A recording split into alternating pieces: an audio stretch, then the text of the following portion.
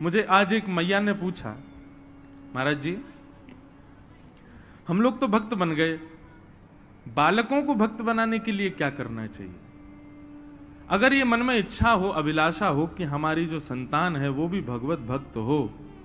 अब बोलो उनको बोलते हैं हनुमान चालीसा पढ़ो, पढ़ तो लेते हैं लेकिन भाव तो नहीं आ पाता। बालकों को भक्त कैसे बनाया जाए? बाल्यकाल से ही, बचपन से ही बालकों में भक्ति भाव उत्पन्न हो। एक माता जी और आई, वो क्या बोली, मेरा बेटा डॉक्टर बने, इंजीनियर बने। आपके घर पे ही आई थी शायद। बोले जो भी बने, लेकिन महाराज जी मेरी इच्छा ये है कि ये एक वैष्णव बने, एक भक्त बने, ठाकुर जी का प्रेमी बने। उसके लिए क्या करें? आजकल ये बात बिल्कुल सत्य बताएं, बच्चे क्वालिफिकेशन उनके पास अच्छी हो जाती है, अच्छे नॉलेजेबल हो जाते हैं, अच्छी डिग्रीज पा लेते हैं, संस्कार नहीं आ पाते।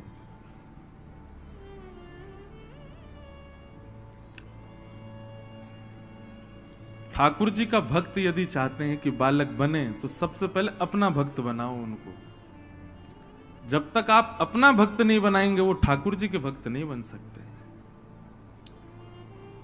जबरदस्ती, हम आपसे खुल के कह रहे हैं, 6 साल 7 साल 8 साल 9 साल के बच्चों को जबरदस्ती शाम को बैठाओ अपने पास, बोलो पैर दबाओ चलो हमारे।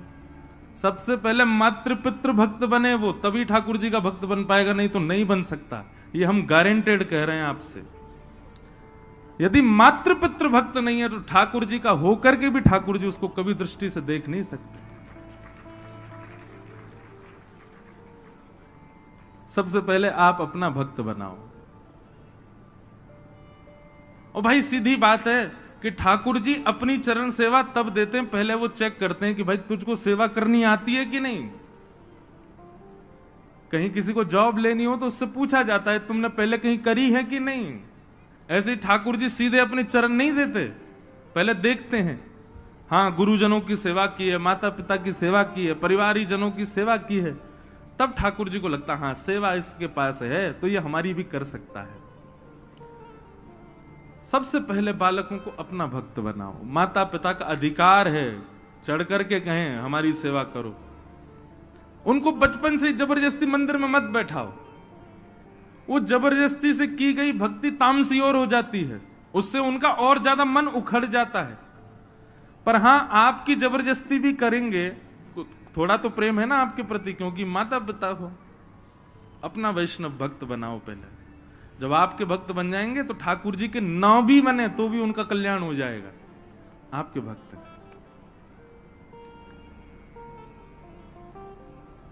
हमारे शास्त्रों में सबसे पहले मां को रखा गया है, फिर पिता को रखा गया, फिर गुरु को रखा गया, सबसे अंत में ठाकुर जी को रखा गया है। इसलिए आजकल के बच्चों को जब हम देखते हैं तो मन में भाव आता है कि अच्छे स्तरीय कोई डॉक्टर बन जाएगा, इंजीनियर, सब बन जाते हैं बच्चे आजकल, अच्छे से पढ़ लिख लेते हैं सब, पर संस्कारी नहीं बन पाते, वैष्णव नहीं बन पाते। उसके लिए अपने चरण सेवा कराओ। नंद बाबा यशोदा खूब सेवा करवाते हैं ठाकुर जी से, ठाकुर जी खूब सेवा करते हैं दोनों की।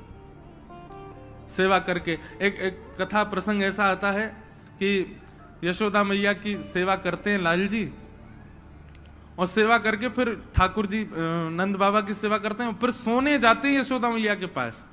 मैया से लिपट के सोते हैं लाला रात में। नंद बाबा की बड़ी इच्छा होवे, बोले लाला मोते लिपट के ना सोवे। एक दिन ठाकुर जी बोले, एक दिन नंद बाबा बोले लाला तू आज मेरे पास सो जा। तो ठाकुर जी मना तो कर नहीं पाए, लेकिन रात्रि में जब सोए तो रात भर सो नहीं पाए। दिन में मैया तो बोले रात भर बाबा की दाढ़ी में इर्झो रहे हो मैं, मुझे तो नींद ही नहीं आई। और बाबा की मैया हाथ पांव इतने ज्यादा निष्ठुर है, मैं तो रात भर मेरे दर्द है गो, तुमको को मक्खन लगा दे, मैं तो श्रम है गो रात भर। दूसरे दिन फिर मैया के पास सो गए तो नंद बाबा को बड़ी पीड़ा होती है, लाला मेरे पास ना सोवे।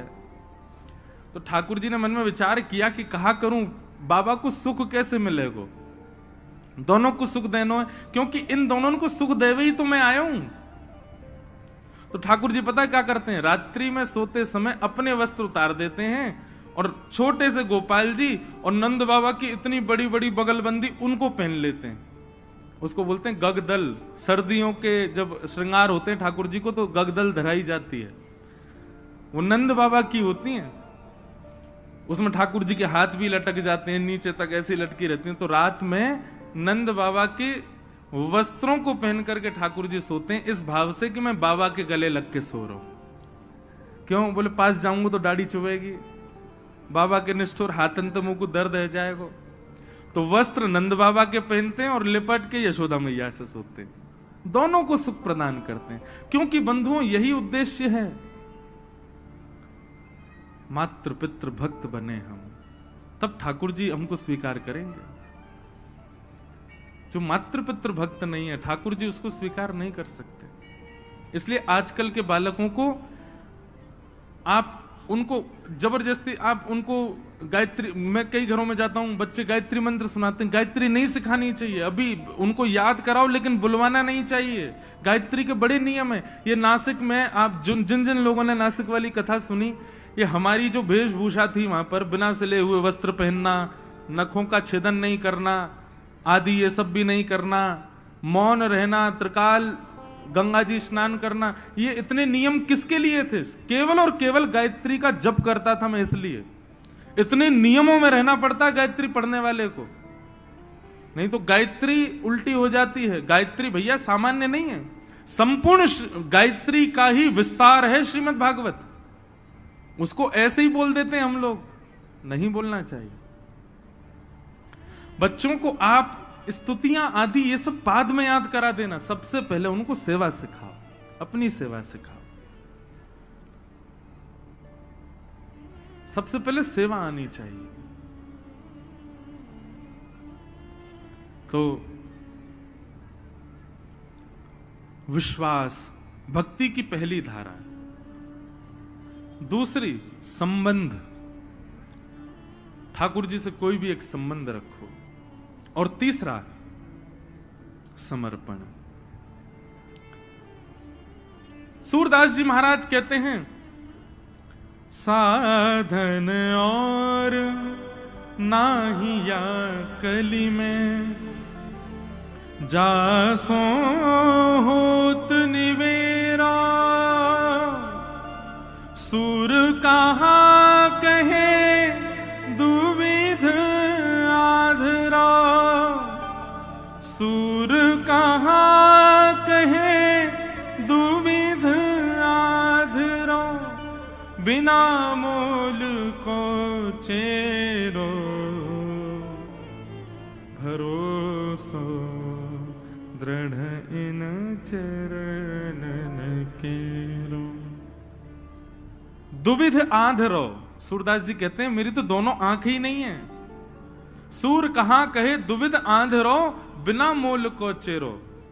केवल और केवल अपने गुरु के चरणों के प्रति मेरा इतना विश्वास कि मैं दो नेत्र होते ना होते हुए भी ठाकुर जी की लीला का दर्शन करता हूं। सूरदास जी महाराज ने जैसा दर्शन किया वैसा दर्शन हम नेत्र पाने के बाद भी नहीं कर सकते ठाकुर जी का। सूरदास जी का दर्शन देखा कभी? शोभित कर नवनीत लिए, घुटरुन चलत रेनु तन मंडित गो रोचन तिलक किए। सूरदास जी का दर्शन है ये। आज हरि देखे नंगम नंगा, मोतिन माल गले और साजे छवि के उठत तरंगा। आज हरि देखे नंगम नंगा, ये सूरदास जी का दर्शन है। बिना नेत्र के वो ऐसा दर्शन करते हैं ठाकुर जी का। हम नेत्र होने के बाद भी नहीं कर पाते, क्यों? साधन तो है, बाइक तो है आपके पास लेकिन पेट्रोल नहीं है, कैसे जाओगे? बाइक तो है, गाड़ी तो है, लेकिन डीजल नहीं है उसमें, तो कैसे चलोगे? ऐसे ही भैया नेत्र तो हैं, कान तो हैं, जीभ तो हैं, हाथ तो है, पैर तो है, 10 इंद्रियां तो हैं, लेकिन विश्वास रूपी, आज की अभी इस उदाहरण के रूप में कहूं तो डीजल नहीं है, विश्वास रूपी, संबंध रूपी और समर्पण रूपी। तो ये सब साधन होने के बाद भी ठाकुर जी दिख नहीं सकते। तो सबसे पहले विश्वास, भरोसा ठाकुर जी के प्रति। और भरोसा ऐसा भैया कि चाहे कितना भी बड़ा पहाड़ गिर जाए, आपका विश्वास नहीं डगमाना चाहिए। इसको कहते हैं अहैतुकी भक्ति। क्या कहते हैं? अहैतुकी भक्ति। चाहे जो हो जाए, आपकी भक्ति ना डगमगाए।